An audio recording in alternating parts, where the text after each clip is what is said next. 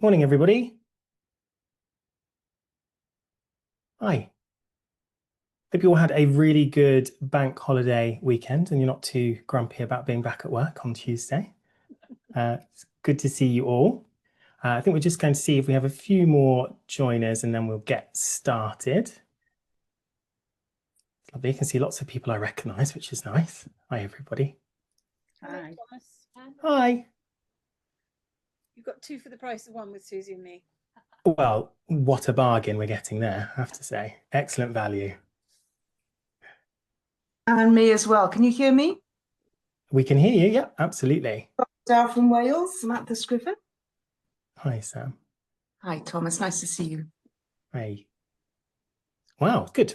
Okay. Well, I think we'll get going then, and anyone who's late will just join as they come. So thank you all for joining us for this really special launch event. I know I've just said I recognize a lot of faces here, but just in case we haven't met before, my name is Thomas Dunckley, and you'll know me online as Making Sense Make Sense. I'm a fragrance writer and content creator, and I have the pleasure of hosting you today through our exploration of Told London and their latest creation. We've got a really exciting scent exploration that's planned for you this morning, and I'm really pleased to say that we are joined by the Told London founders, Chris and Lily Edgar, as well as perfumer Nic Mastenbroek. And together we're all going on a journey. We're going on an olfactory journey to the sparkling blue waters of Lake Como. Not bad for a Tuesday morning. And this is where Chris and Lily have made their home and where they found inspiration for their latest fragrance, Dancing Light Lake Como. Now, for some of you, I'm aware this may be your first experience with the world of Told London. If so, welcome. Told is a beautiful home fragrance brand that's been created by Chris and Lily to offer luxury in all aspects, from rich, evocative, olfactory storytelling to beautifully presented products that are long-lasting and sustainable. And this is a collection inspired by beautiful places, each one a distinct snapshot of a moment in time. And we all hope you really enjoy experiencing Told with us this morning. It's just some very basic housekeeping before we get started. You should have all received your discovery kits. If not, they should be with you very, very shortly. These include the Dancing Light candle and 3 of the accords that are used in the fragrance. So do have those to hand because we're going to be doing a bit of a sniff along a bit later on. And there will be a Q&A session at the end. However, if you have any questions, please just put those in the chat as we go and we'll try to answer as many as we can. It'll be really great to hear from you, and we'd like for this to be as interactive as possible. Also, please feel free to have your cameras on. It'll be lovely to see you all if you feel comfortable with that. We will be recording the session and we'll make a copy available to you afterwards, should you want it. So, our setting today is on the banks of Lake Como, Italy's deepest lake. The crystal blue waters which flow from the melted glaciers of the Alps are lapping gently against the shore, and there's a mineral freshness in the air, but also a breeze of lush greenery and gentle wafts of ripe blooming flowers. You can hear the distant sound of speedboats buzzing across the water and the gentle hubbub of a nearby cafe. The sounds of animated chatter and wine glasses being clinked. And this makes you think, damn, I could really go for a glass of red right now. And we won't judge you, even though it is 11 a.m. on a Tuesday morning. We won't tell anyone, we promise. The air around you is warm as the afternoon wind, called breva by the Italians, gently blows in from the south. In this little slice of heaven, you lose yourself in your thoughts, thinking you could just stay rooted in this pleasant little spot forever, until something dazzling catches your eye. The sun starts to set, and you notice that as the golden rays hit the crests of the gentle waves, they start to glitter and shimmer, almost as if the light is dancing on the surface of the lake. This is where we find Chris, Lily, and Nic concocting a perfume. Let's find out what they're up to. Now, Chris and Lily, thank you very much for joining us this morning as the founders of Told. And I know lots of wonderful facts about you that I'd love to share. And one of the things that I know is that you met at university in Scotland and that you are, in fact, a married couple. But what I'd really love to know is what inspired you to create a home fragrance brand? Well, I've always loved fragrance, and my grandmother had an extraordinary perfume collection. And I've always loved art because my mum is an artist as well. Another thing I love is fine jewelry, and I've always thought that a single, well-crafted special piece can transform a space or a moment. So I wanted Told London to adorn the home, like jewels, and spark curiosity, and above all, last. So much of what I saw in home fragrance felt really disposable. It was glass jar and a sticker. And I wanted a candle that wouldn't be just used and thrown away, because I think that's a bit wasteful and uninspired. I wanted to make something really enduring, an ornament that can tell a story of a place through scent and illustration.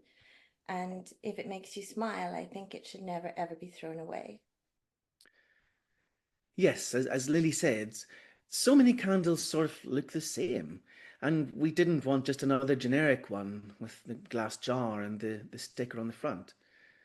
We wanted our brand to be special, with a story and a reason to exist. For me, home fragrance should be just as good as fine fragrance. It should be able to move you like fine fragrance, but it also has a second opportunity, and that's to look like art, to look really beautiful, because it's going to be sitting out in your home, and we want to make the most of that opportunity. So in terms of where the fragrances start, they start from real places, from places special to us, from memories special to us.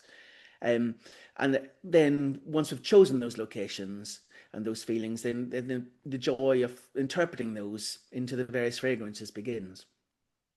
Yeah, and I think that's what really stands out to me about Told London is it's really clear that you wanted to create something completely different and more evocative and more personal. It's a brand that's placing storytelling really at the heart of their home fragrances, and you're taking people to specific places and moments in time. Why was it important for you to transport people through home fragrance?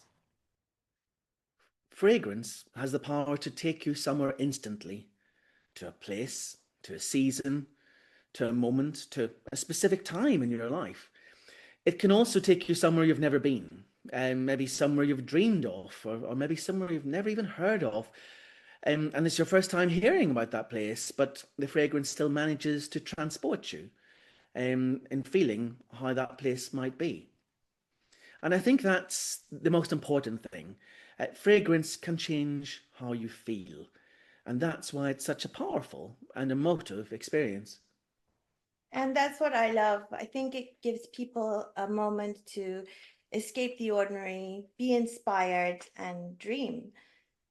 For me, a place isn't just a dot on the map. It's a multi-sensorial experience with sights and sounds, textures, and a mood. And our collections really, I wanted them to reflect that richness. So it's never just about smelling nice. It's about creating an experience you step into.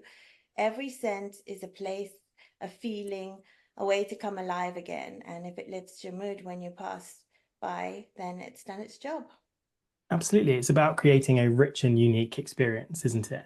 And I know quality is something that is at the heart of the brand. You've worked with exceptional perfumers to develop the fragrances, but you've set out to create beautiful objects too with intricately illustrated porcelain vessels. Can you talk a bit about the visual inspiration behind the brand? The look is just as important as the scent. With my background in interiors, it meant that I really do think about how things live in a space. And we collaborated with Kerry Lemon, an artist, to create these intricate place-inspired illustrations.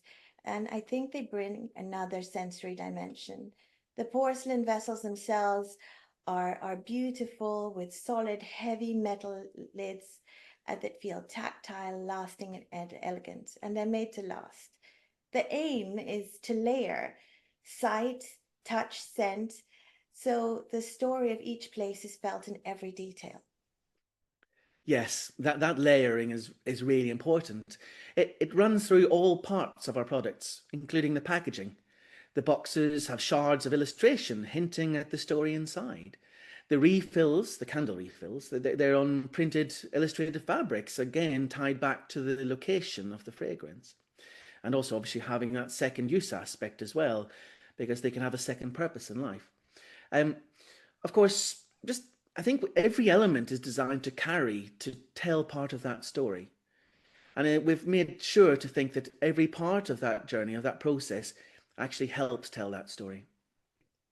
Absolutely. And you've just alluded to it there, that it's not just about the beauty of the object, but it's also about the ongoing purpose and the sustainability. And I know that's a core pillar of the brand is to create things that are enduring and go on you know, once they've been used. Fragrance is so ephemeral, isn't it? But the objects, they last forever, they have a permanency. So how do you ensure that the candles and diffusers that you make have a life after they've finished?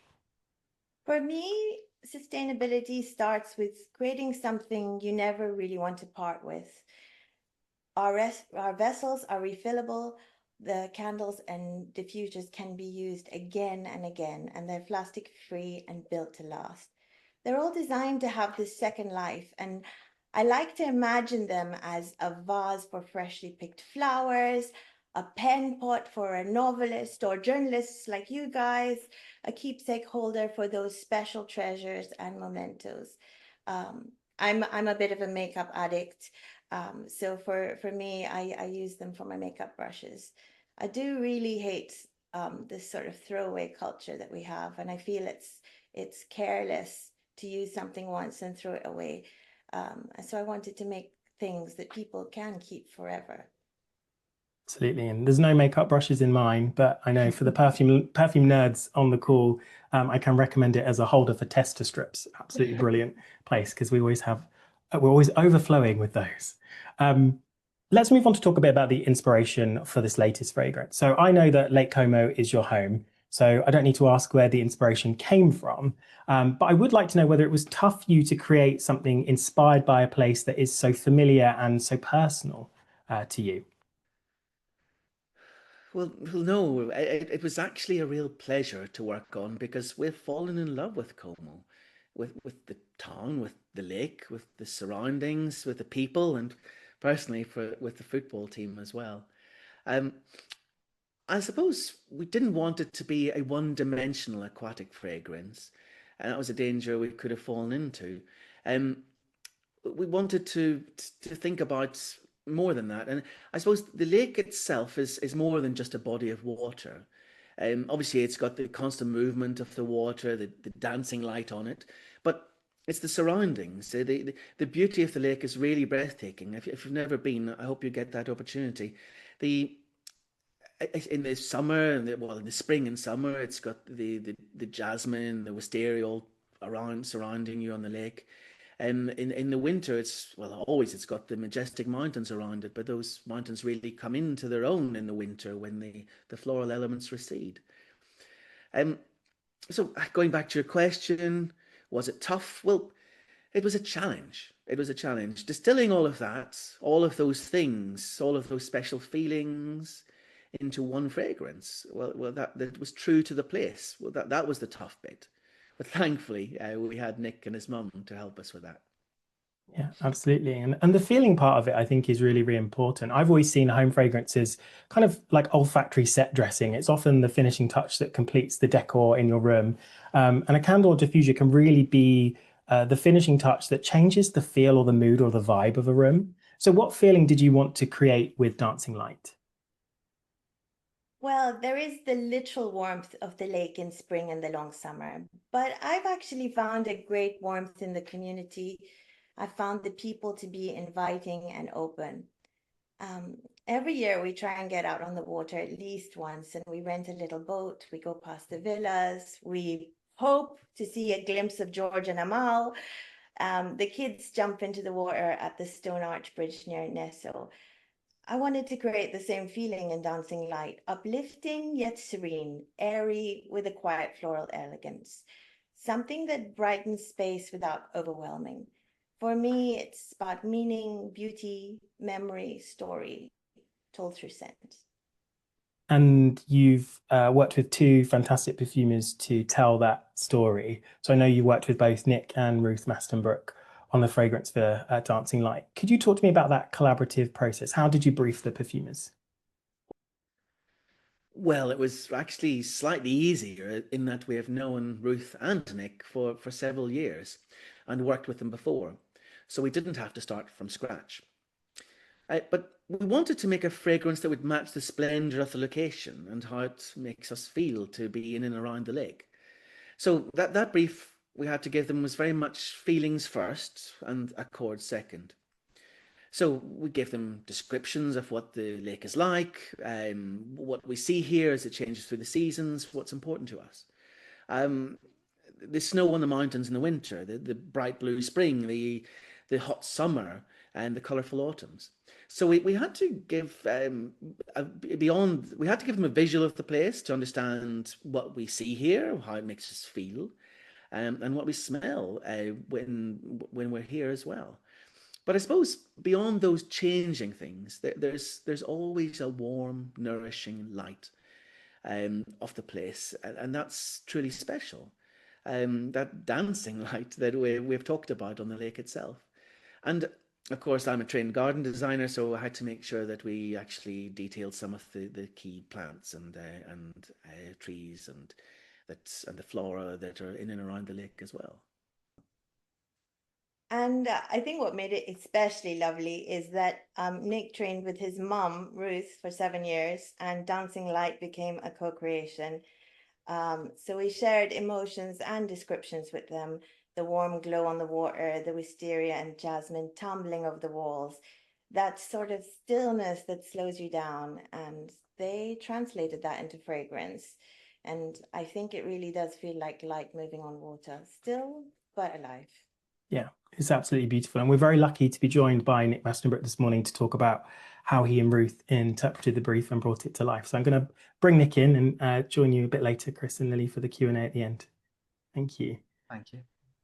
Nic, thanks so much for joining us. What I think is really beautiful about Dancing Light is it's really a family affair when you think about it. Obviously, we've got Chris and Lily, they're a couple, they're crafting the concept for the fragrance, but we also have you and Ruth Mastenbroek, who is your mum. You are a mother and son duo, creating the formula. How did that creative collaborative process work between you and your mum, Ruth? Yeah, I mean, as Chris mentioned, we've worked together before years ago. So actually, and we visited Chris and Lily at their home when they were living in England still.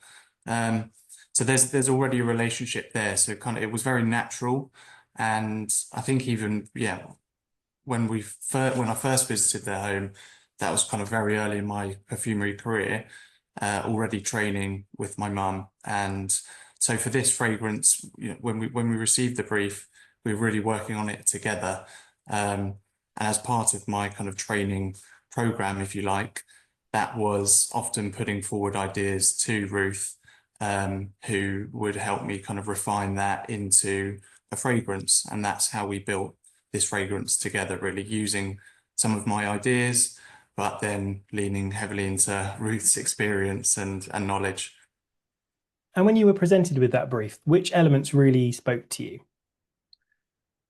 I think for me, it was that feeling of immediately being able to imagine myself there at Lake Como with the descriptions. I think that's what Lily and Chris do so well, to kind of create a brand based around places. They can really give you that sense of being there. So it wasn't just the scene. I think what really struck me was the feeling of being there, the warmth of the sunlight, the snow on the mountain tops, the kind of the refreshing water, dipping your toes in or jumping in. So there's all of those feelings, kind of a sensory experience.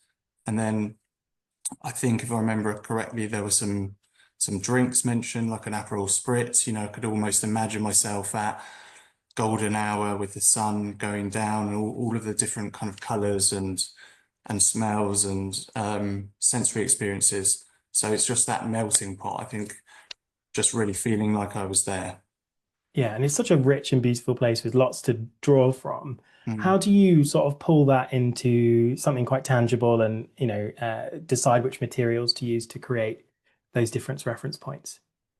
Yeah, Lake Como, I think what's so amazing about it is that the contrast. You've got the water bordered by mountains, trees, all of the nature that surrounds it, as well as the flowers, and then the stone villas, and really trying to capture everything in a fragrance is always the challenge.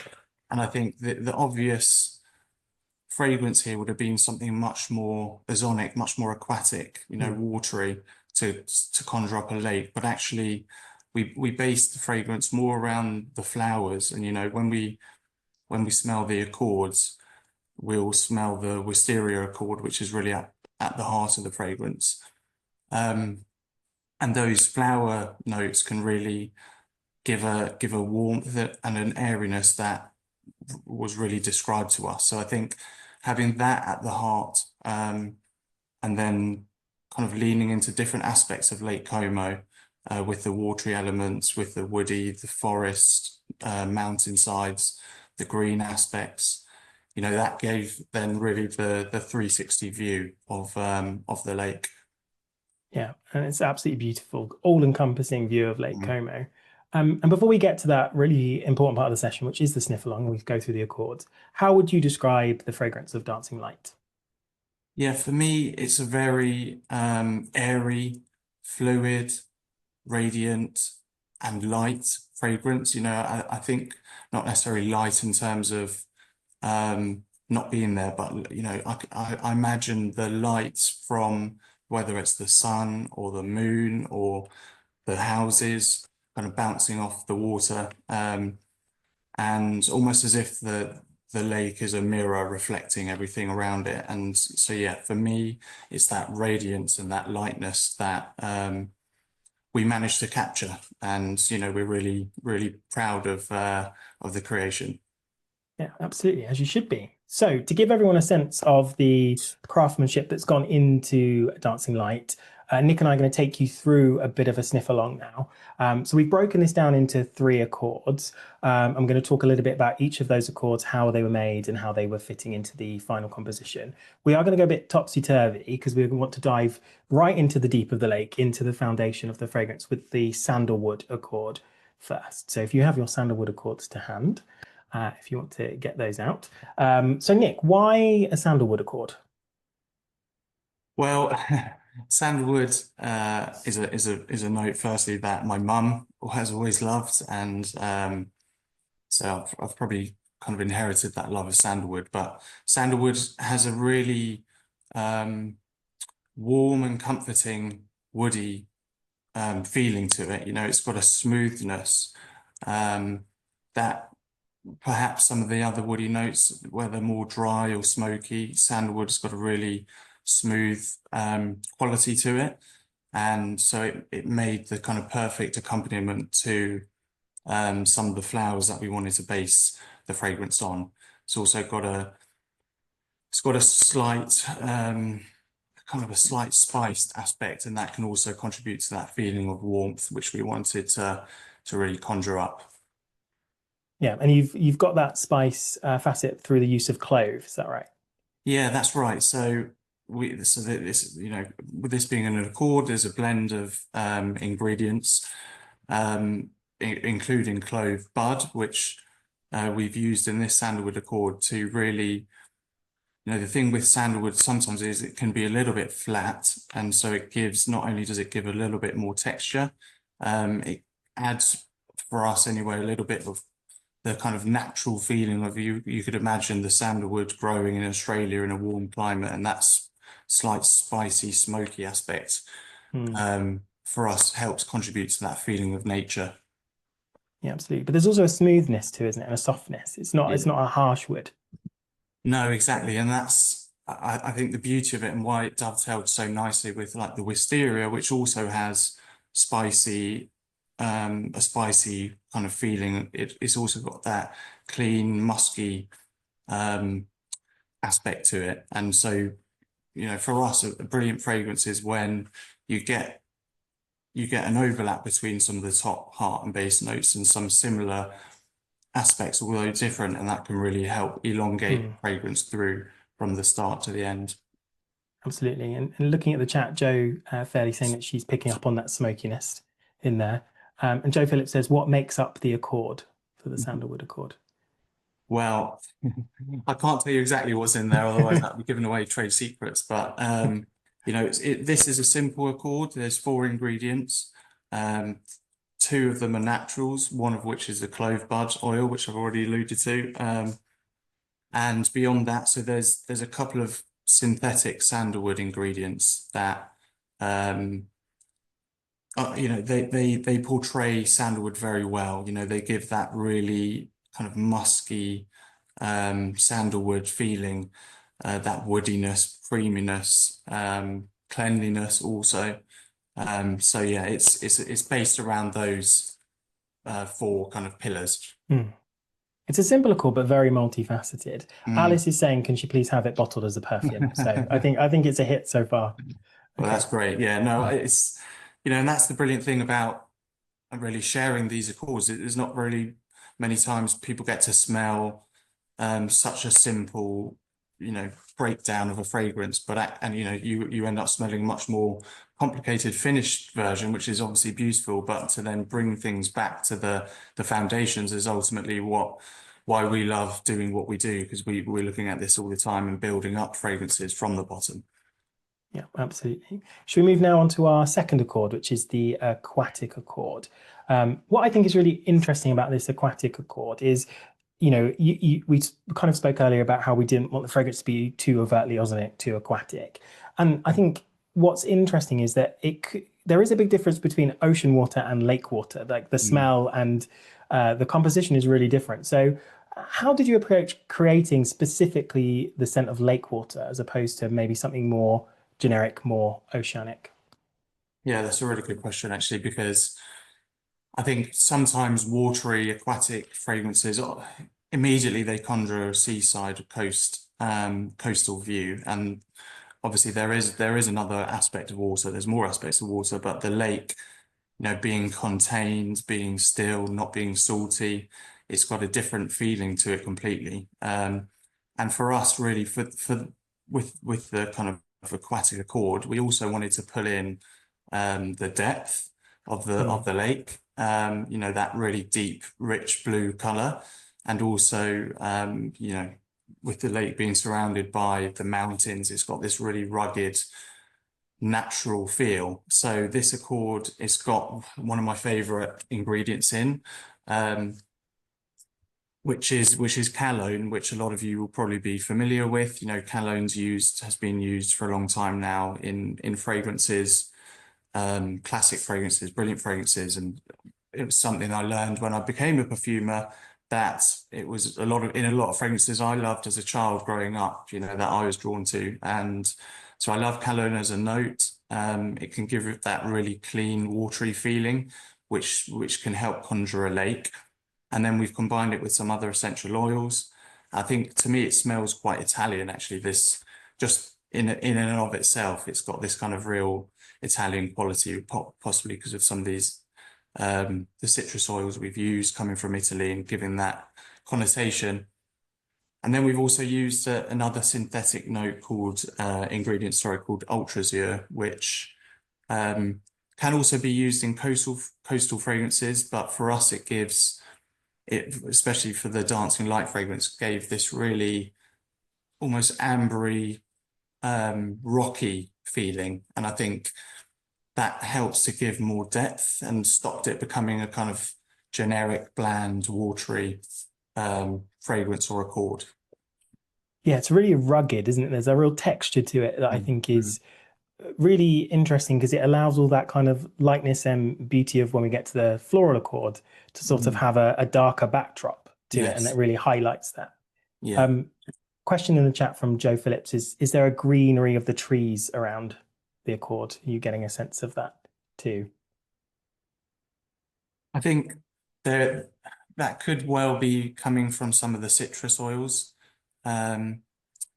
That you think of bergamot oil, which is in this accord. It's got a green aspect to it, almost like a fresh, tart green. If you imagine the peel of a citrus fruit, especially the green from the bergamot. So yeah, I can see that. And I've also just seen someone write about mountainous, and yeah, that's really that I imagine that the rocks of the mountains, that real textured feeling, the amberiness, and that's really what we wanted to bring into the fragrance. So also, that ambery feeling, or that depth and that texture to really flow through right from the top through to the base. Yeah, absolutely. And that really, really comes through. And I think, yeah, as you picked up on Amy's comment that it feels almost mountainous. I think that's a really beautiful description. Yeah.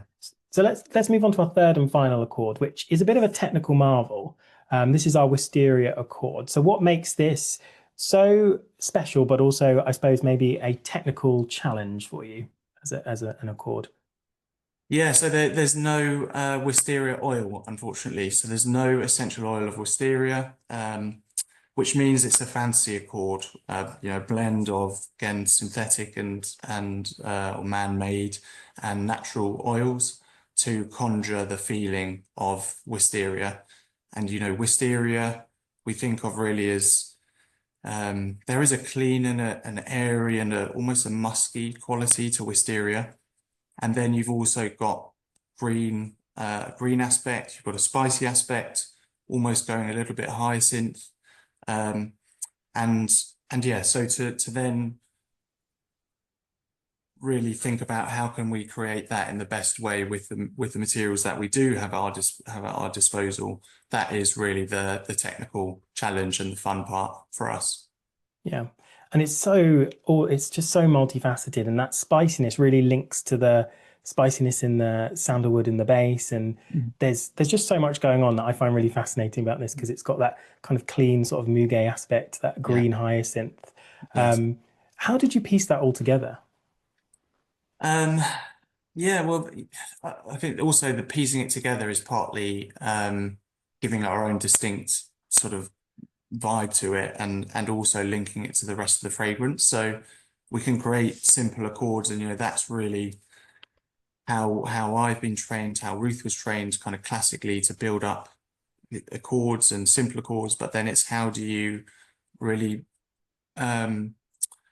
link that to the rest of the fragrance and make sure that it works in balance with the other accords. And I think the beauty of this wisteria accord is that it gives that feeling of cleanliness, almost like it's a different wateriness, but wateriness, you imagine jumping in the lake, there's almost like a clean feeling.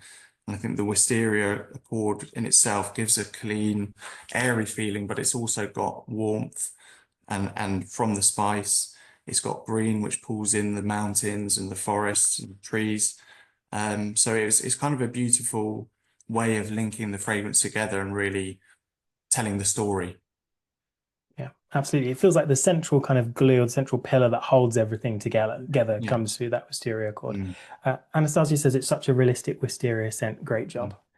And Joe Phillips again says there's something mineral in the top.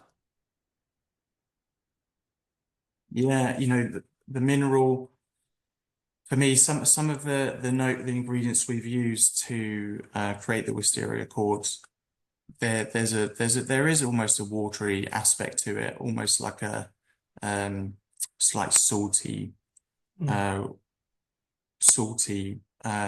mineral, I suppose, feeling. So that to me, when we incorporate some of those ingredients, which on their own wouldn't smell of wisteria, but when we incorporate those with the spicy, the green, and some other, we've also used a touch of lavender, because I think there is almost like a honey, slight animalic, fibrous texture to wisteria as well. So yeah, I think I can see that mineral aspect in the top. So yeah, well done, Joe. What's that? Extra points for Joe. Well done. Yeah. And Joe also says water over rocks. That's a lovely description. Yeah, totally. that's really nice. Yeah. Thanks, Nick. That was really fascinating. Thanks for kind of pulling apart the fragrance and letting us kind of a bit of an insight into how it was made. I think now's a really good opportunity for us to kind of bring it all together. So if you have your candle there, it would be great if we could sort of smell the final product to see what you think. And as we sniff this, we are back on the lake, the banks of Lake Como. That sunset is in full swing, and that dancing golden light is midway through its energetic routine. And we can feel the misty spray of fresh water fizzing up from the lake as the scent of crisp green leaves and sweet blooms surround us in a warm breeze. It's a peaceful, tranquil moment found only in this beautiful place. That's how we see it. But we'd love to hear what you think. Would anyone like to share their thoughts about the fragrance and how it smells to them? Feel free to unmute yourself if you want to speak, or you can put it in the chat. I'd really like to say, Thomas, just thank you. Nick and all of you, of course, but thank you for talking us through the accords. It's actually really fascinating because we don't often talk about accords in candles, interestingly, and we don't talk about, because candle, I always think of more linear. So my first, I have a million questions, but my first question would be, how do you talk about base, middle, top, but is that how it works in a candle? Because obviously it burns at the same time. So how do you technically do that? Because it's quite a technical feat to do it with a candle. Yeah, that's true. You know, top, middle, base, it doesn't apply necessarily in the same way, although obviously you've got the diffuser as well, which probably does work more in line with a fine fragrance. I think, you know, to be honest, the top, middle, base, it helps customers to understand because that's what they're used to seeing. But I think from a candle perspective, you're still getting those top notes first, especially from the cold throw. But really, and it's similar to a fine fragrance, really. Often the power comes from the heart. And so that's really, I think you're getting a sense of all of those things when, not just from the cold throw, but when you're burning, you know, everything kind of melts together. So yeah, it's a fair point. And then just last question, and I'll shut up for a bit because I could ask you 1,000, because it's fantastic to have, as I said, really thank you guys for talking us through the accords. That was magnificent. But I get a slightly rhubarb and custard vibe. I have no idea if anybody else gets that, but I do have this slightly rich, I don't want to say, oh gosh, sometimes words fail, don't they? It's almost slightly rhubarb and custardy smell. So I don't know what that is or why I'm getting it, and I don't have a cold, so I'll shut up now. Yeah, I can't. I'm trying to think about what you could be picking up on. Yeah, I don't personally.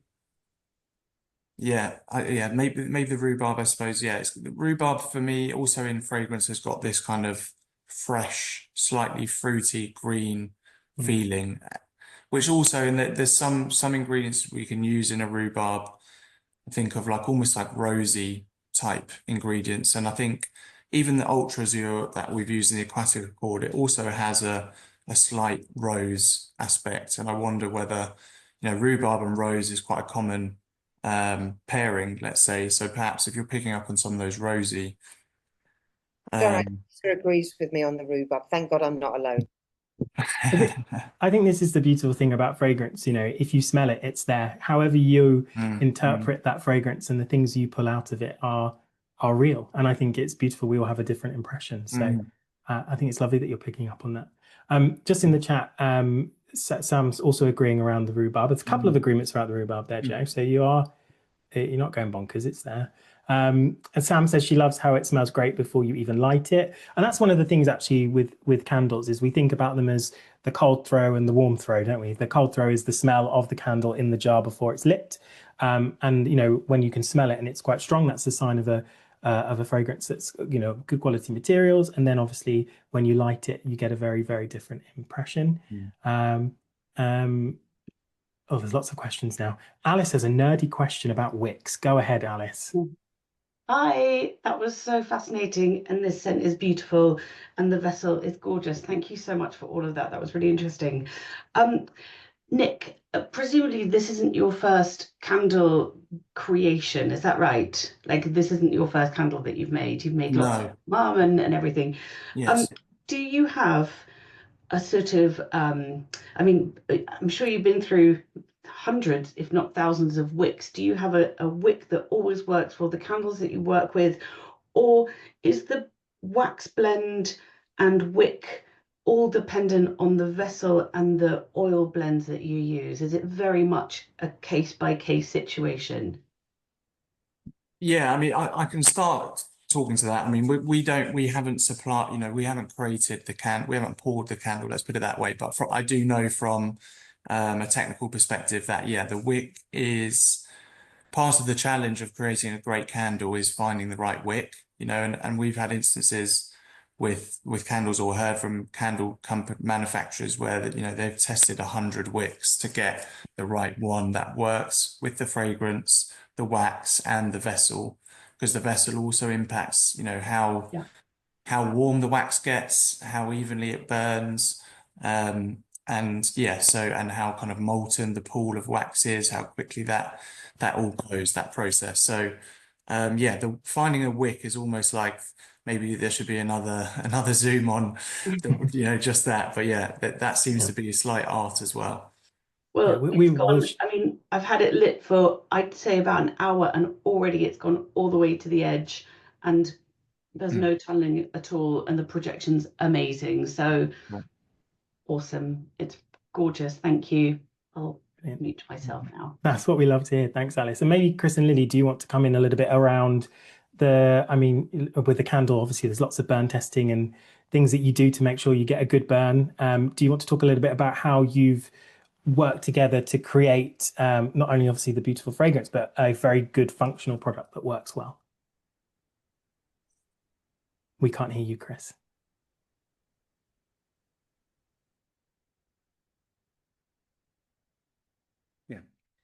Yeah, so we spent a lot of time with our contract manufacturer testing various waxes and wicks, because as Nic says, it is a complicated business.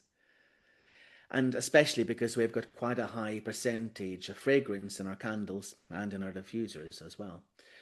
So yeah, I mean, obviously we have to be led by the experts on it, and it's not an easy process.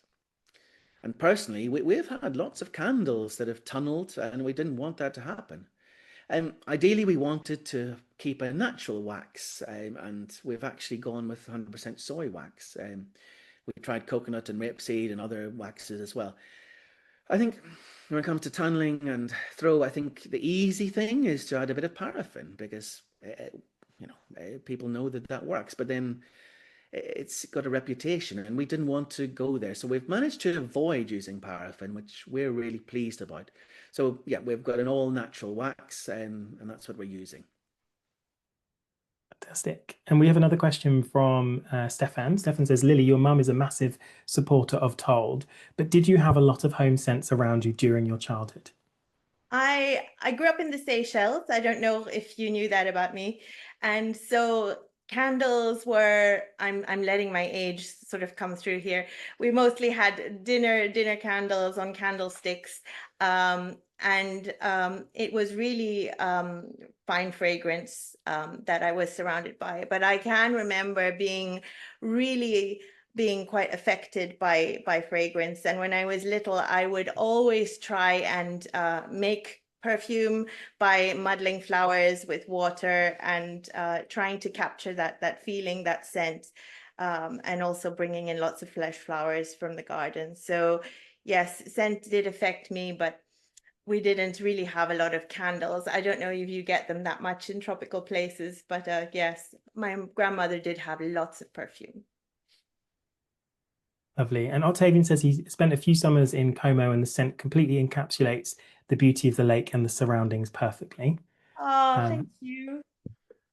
Sarah says, I love the care that's been put into the visuals. The illustrated jar will be lovely to reuse or refill.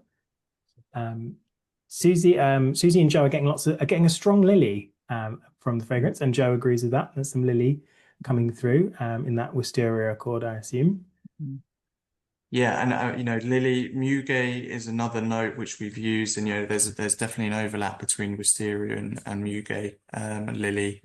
So you know, the lily, it's got that similar, in a way, similar musky, clean, floral smell, but with spicy notes as well. So I'm not surprised in a way that you're picking up on that.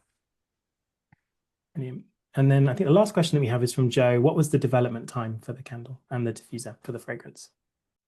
The fragrance itself, that was actually the first thing that we developed, I suppose. But obviously, yes, it does take time. I mean, Nic will know, we reached out to several perfumers when we were briefing this, and the perfume that Nic and his mum came back with was the best.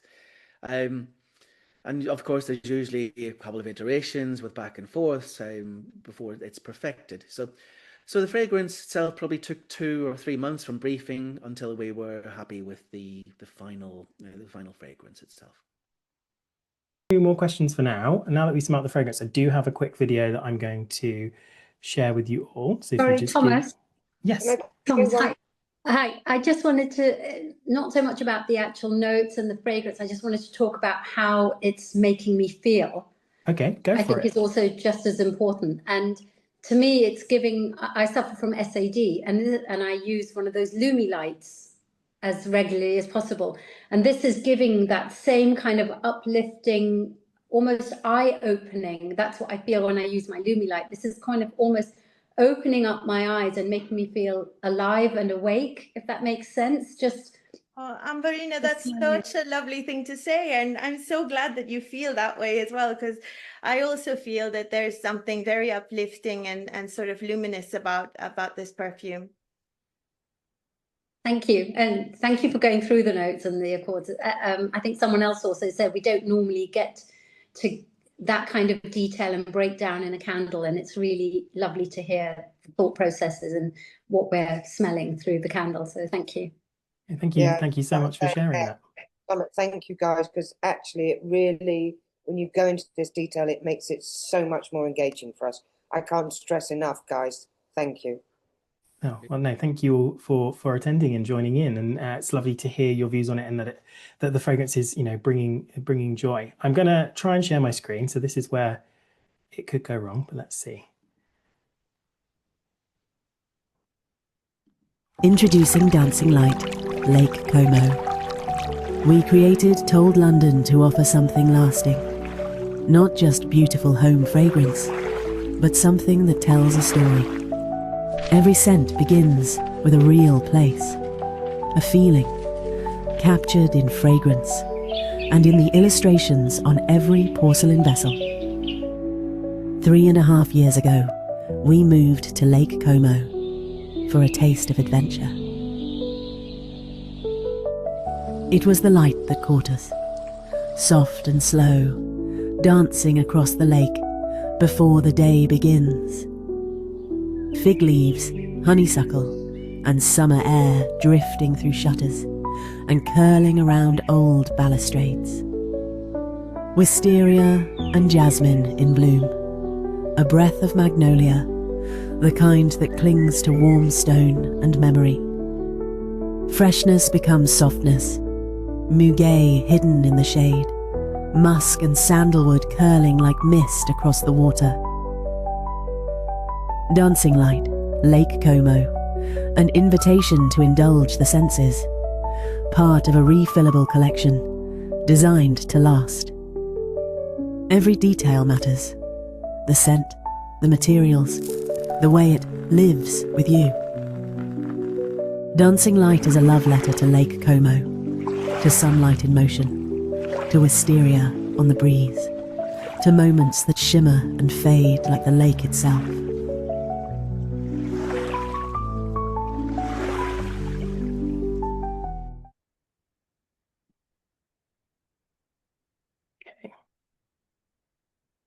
So I think I'll do one final call for questions if there are any left.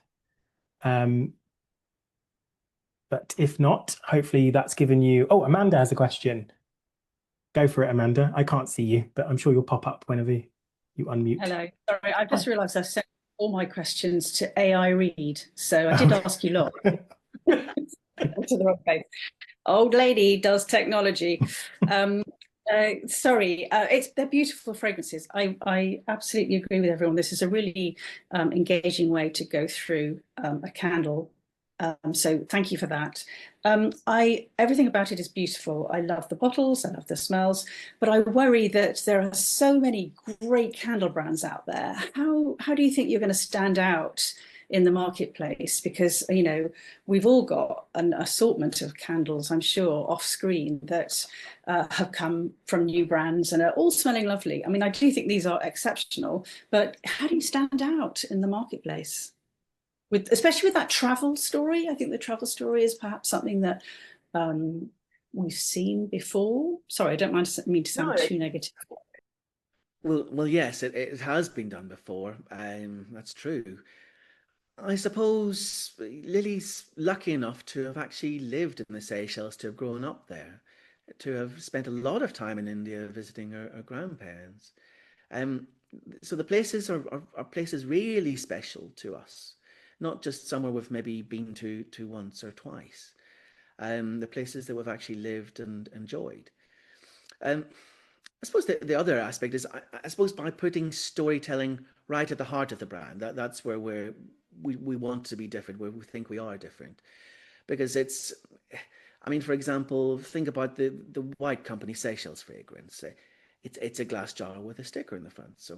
So the fragrance itself, yeah, very nice, lovely. But does it conjure the whole of the Seychelles to you? Well, again, it's a glass jar with a sticker. So an opportunity missed from our perspective. And obviously the packaging as well. So I suppose from our perspective, by putting all of that together, that's where we're trying to keep that storytelling all the way through the brand, and that's our point of difference. Also, in terms of value for money, I mean,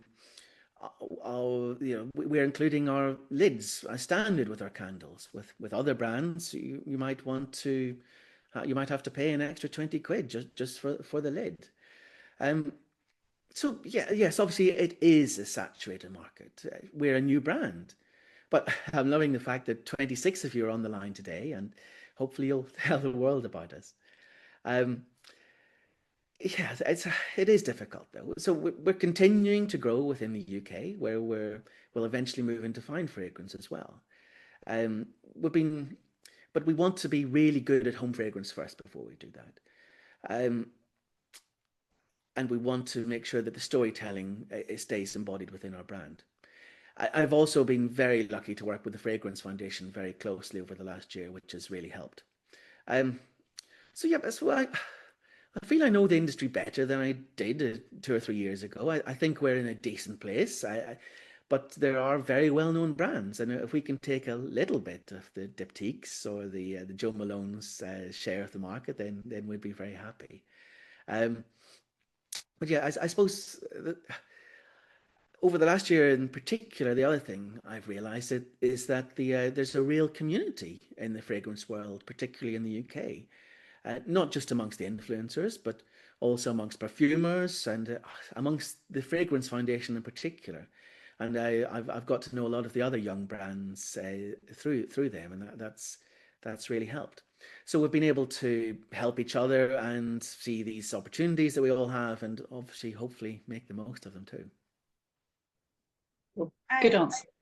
I also feel that, like, you know, we decided to call our brand Told because it is really around the storytelling. So like I mentioned before, it's the scent, which is part of it, but also the illustrations, they take you to a place, and the fact that it's luxurious and it's tactile and that sense of touch and feeling. So we hope that, you know, when we do candles and diffusers, we do them really, really well. And we hope they really are the prettiest thing that you want to keep in your home. Yes, no, they are beautiful. Brilliant. Thank you. Thank you, Amanda, for your questions. Do we have a film and do we have images? We do. We can send all of that out afterwards. Sharon will be in touch with a press release with all of the details and things in shortly, so you'll get all of that. Amberine says it's beautifully told in the video. Stefan says, one quick question. Do you prefer to have Told or Told London used in articles about the brand? Well, yeah, we've seen both Told and Told London. I don't really think we've got a 100% preference, but maybe Lily and I need to think about that afterwards. I suppose the word Told, it encapsulates the storytelling that our brand is all about, but obviously our full name is Told London. Does it? And Susie and Joe have had to jump off because they've got lots of work to do by the sounds of it, but they are going to take inspiration by burning the candle on the desk to get them through the rest of the day. So hopefully that's all given you a really lovely insight into the world of Told and their latest creation. Thank you just so much, all of you, for coming and your participation. It was a real joy to experience Dancing Light with you. I hope you enjoyed our little trip to Lake Como, and then you think the fragrance is as beautiful as we do. And if you want to go for that glass of red, it is nearly lunchtime, so you can go and do that. If you have any questions, please do reach out to Sharon, but have a wonderful rest of your day. And we hope to see you again soon. Thank you so much. And a big thank you to everyone for joining us. Thank you so much. Thank you, Thomas. Thank you, Thomas. Thanks, everyone. Thank you, Nick. Nice to see you all. Bye-bye. Bye.